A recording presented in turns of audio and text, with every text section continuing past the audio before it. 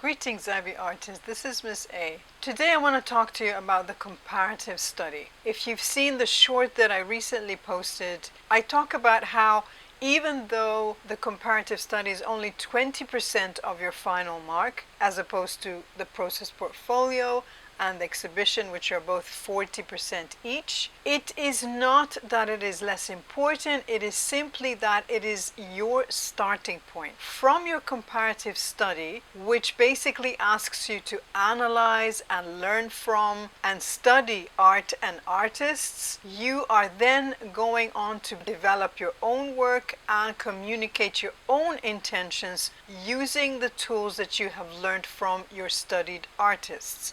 So again, it is like a starting point that shows you how to begin expressing your ideas in your work. So the comparative study is the research component, where you are providing evidence of your critical thinking, your ability to analyze work, and your ability to apply creatively and critically what you learn from your research to your own practice methods. So what are the criteria of the comparative study? Criterion A is identification and analysis of the formal qualities. What are the formal qualities? It is the elements and principles of art. When you are responding to this criterion, you are talking about how the artist is using the formal elements and why they are using the formal elements in the way that they are. So you have to talk about the intention behind the work and how it's expressed with the formal qualities. So what strategies are the artists using in terms of the formal qualities to express their ideas? Basically, you are looking at the work and you are analyzing how the formal qualities are used, and you are also analyzing why they are used in the way that they are used and how it connects to the intentions behind the work. Criterion B is analysis and understanding of function and purpose. So for criterion B, you're looking at least 3 artworks by at least 2 artists from at least 2 contrasting cultural contexts. Different cultural contexts can be from different historical periods, or they can be from different cultures, or created for very different kinds of purposes. So in this one, you have to really analyze the origin of the artwork. Why was the artwork created? What kind of function does it have? Does it have a specific kind of function in the context of the culture that you're looking at?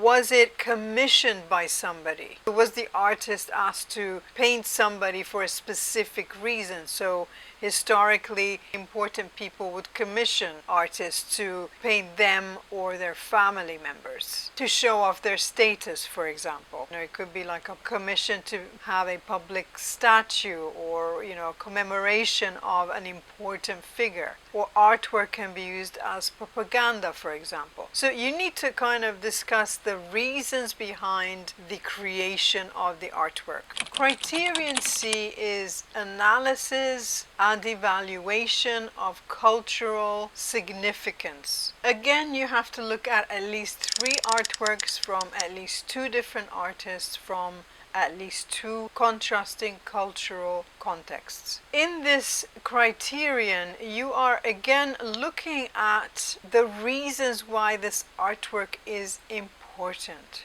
So is there an idea that is expressed that is very important and had ramifications culturally or historically? Is it, for example, created in a very specific environment and is a reflection of that environment? Is there some kind of innovation involved in creating that artwork, right? So you're basically asking the question, why is this artwork important? What effect has it had on our society? Criterion D is making comparisons and connections. You have to look at least 3 different artworks by at least 2 artists from at least 2 contrasting cultural contexts. This is where you get to showcase your analytical skills. You are critically thinking about the work that you're looking at, and you are examining how the artworks that you're looking at have connections and how they differ. And through that, you are really thinking about different types of art, and you're learning from how different art is made, how it functions, and what kind of role it plays in the art world and in society at large. So you're really showing your understanding and you're delving deep. Criterion E is presentation and subject-specific language. This sort of criterion is shared by the process portfolio. Again, you are sharing a lot of information because you are analyzing different artworks and artists. You're delving deep into the research of how they were made, why they were made, the connections, the differences between them. So there's a lot of information there, and it's very important that you present this information in a coherent and organized way so that whoever's marking it isn't overwhelmed by too much going on every screen. Subject-specific language is important to include because, again, it shows that you are learning about the subject of art. Every subject has its own terms and vocabulary and jargon, so it's important that you are using the appropriate language to talk about artworks and techniques and media, etc. It is important that you are using those terms correctly and that your knowledge is based on research. Don't guess at what something means. Make sure that you know what it means when you are responding to this criterion. Criterion F is making connections to own art-making practice. Now, it is important to note that this criterion is for HL students only, and it is also 12 points as opposed to all the other ones that are only 6 points.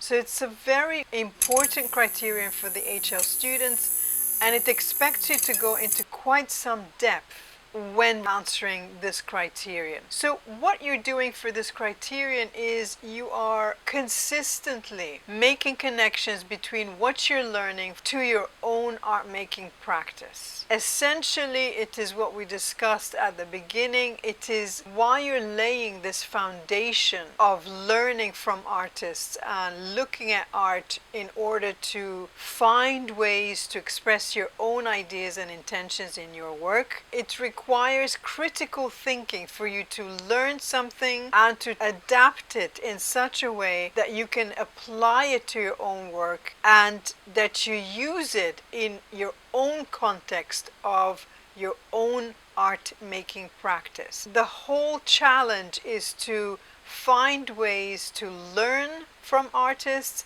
and then to use what you have learned in ways that are specifically appropriate to what you are trying to do. So that's the level of sophistication, and the students who will score most highly will be the ones who creatively and critically apply what they have learned to their own specific work, so that they are adapting what they've learned in ways that are not simply copying or in very literal or expected ways. The requirements for the SL students are 10 to 15 screens, comparing at least 3 artworks, objects or artifacts, which need to be created by at least 2 different artists. They also have to be from different cultures. SL students also submit a list of sources used, where you are crediting the art and the artist that you have been studying. The HL students submit 10 to 15 screens, where they examine at least 3 artworks, objects or artifacts produced by at least 2 different artists. The studied art should also come from different cultures. HL students also submit 3 to 5 additional screens where they discussed how what they have learned from looking at the art and artists has influenced and affected and directed their own work. They also list their sources of the art and artists they looked at. I hope this has been helpful. This is Ms. A wishing you all the very best, and see you in the next video.